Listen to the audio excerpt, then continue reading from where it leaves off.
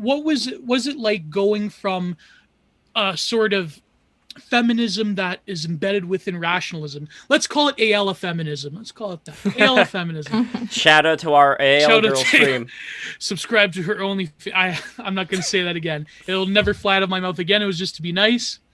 But, but let's call it Aella feminism, which is embedded within the rationalist, post-neo-rationalist framework. And now you have taken almost a polar opposite of using sort of like the hang-ups of what you've learned in terms of rationalism and game theory. Now you're talking about it in the light of things that are, I wouldn't say anti-feminism, but rather contrary to the, let's call it millennial, what does default friend call it? Millennial 2010s choice liberal feminism.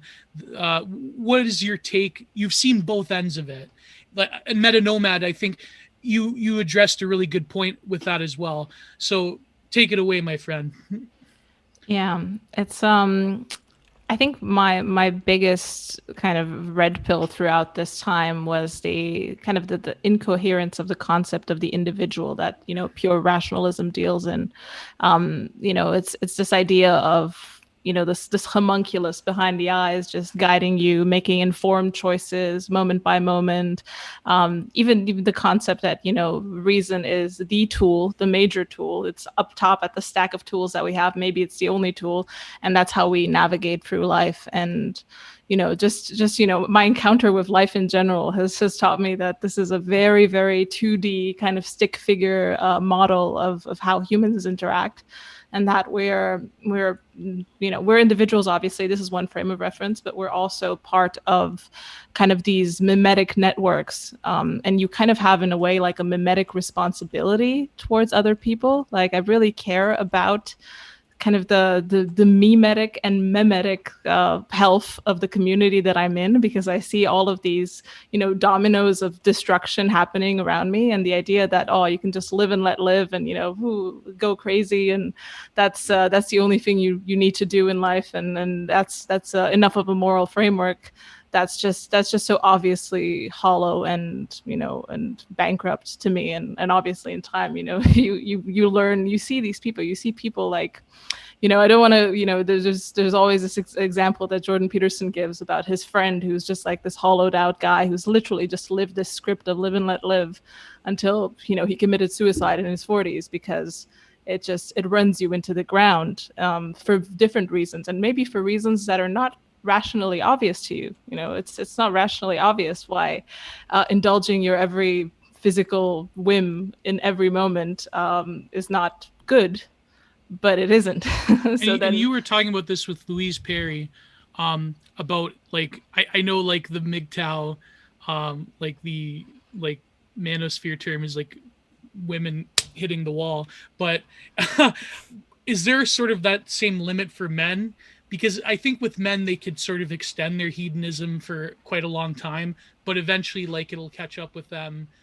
I don't know, maybe it's like the extreme of like an older man and a younger man hitting the proverbial wall quicker. But it's sort of like we talk about it in terms because women have that like hard biological limit in terms of childbearing. But does that experience have the same sort of limit for men if you indulge in sort of this model, not just like the hedonism is a product of the sort of liberal picture of the subject itself being, like you said, this homunculus that posits a total freedom and a total like sort of rational purview of everything around you. Do you think like are men and women different, or is that like you're seeing that men are sort of like experiencing this quote unquote wall? I know it's a disgusting term, and then the same theme, I posted a picture of the Jesse Lee Peterson Slutmaker shirt. Oh my god, guys. Oh my god. We have to get him on the show. That would be amazing. Amazing. That would be amazing. We'll get him in a reverse debate with the feminists. That'd be great. Oh. Yeah. I mean, obviously, I've had zero experience being a man. I do engage with a lot of men. Obviously, a lot of men follow me because my message is a bit abrasive to the ladies sometimes. I understand that. But I mean, as far as my experience goes, you know, it does take a toll on men as well, maybe in different ways. I feel like women because of the biological constraints, are kind of canaries in the coal mine of morality, where, you know, we might be able to let you know earlier if a certain course of action is shitty, and you know, might have spiritual wounds that you'll need to heal sooner or later. But I also think, you know, there's a one dimension here that people ignore a lot of the times. There's optionality. For women, optionality, you know, you have a lot of optionality when you're young. You know, you get to, you know, people buy you drinks, you go around the world, you know, you can leverage that in crazy ways. For men, there's, you know, a little pool of men that have all the options in the world, maybe more than maybe any woman. And then there's a large pool of men who have, you know, middling to no options, which is, you know, kind of the either the incel population. This is kind of in the winner-take-all economy that we've built now with you know, glorious neoliberalism. This is, you know, ratcheting up this effect even harsher. Like the winners really do take all nowadays. So in terms of sex, it would be a wiener take all. But anyway, go on. In terms of I've often said that neoliberalism produces the incel, and I wanted to get Nomad's take. But before that, because I don't want to, you know, sort of give you softballs, how would you respond? You brought up something. How would you respond to the criticism about your male audience that, I guess, like, more like obvious, like, people that, to me, I think there's a new crop of women posters that are actually high quality, to have interesting takes, and aren't afraid to admit their faults, and aren't, like, sort of performatively doing the, like, trad thought thing, for lack of a better term. You are like, I mean, I can't even, like, someone, I remember it came up, someone said, like, is she like the new Lauren Southern? I'm like, no, this is, don't even mention Lauren Southern in the same breath as Alex Kaschuta or Default Friend or Bimbo Ubermensch or whoever.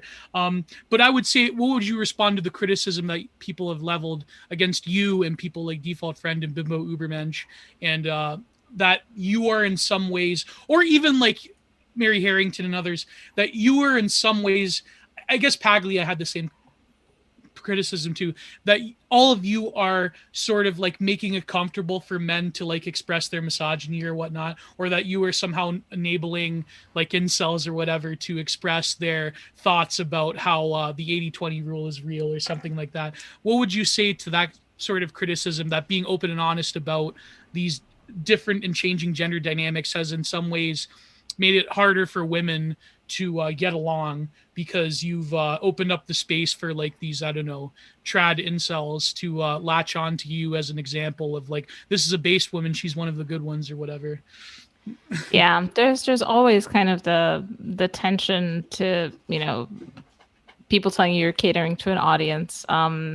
I mean, if you asked me 10 years ago, I would have been, you know, pretty much a Jezebel feminist, and I'd be saying, you know, I'd be catering to a different audience, which is kind of the main audience of our time, you know.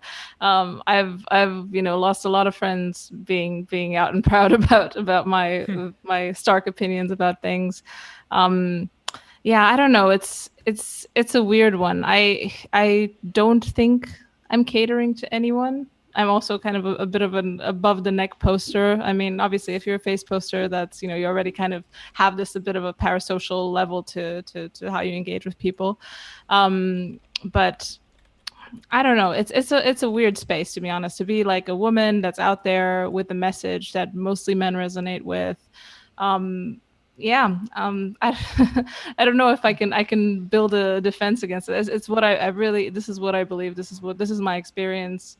You know, I'm here to talk about it. If it's jarring to some, I think that's fair. And if it's, you know, if it resonates with some basement dwellers, then I'm happy to. I'm doing this live stream from my basement, so it's.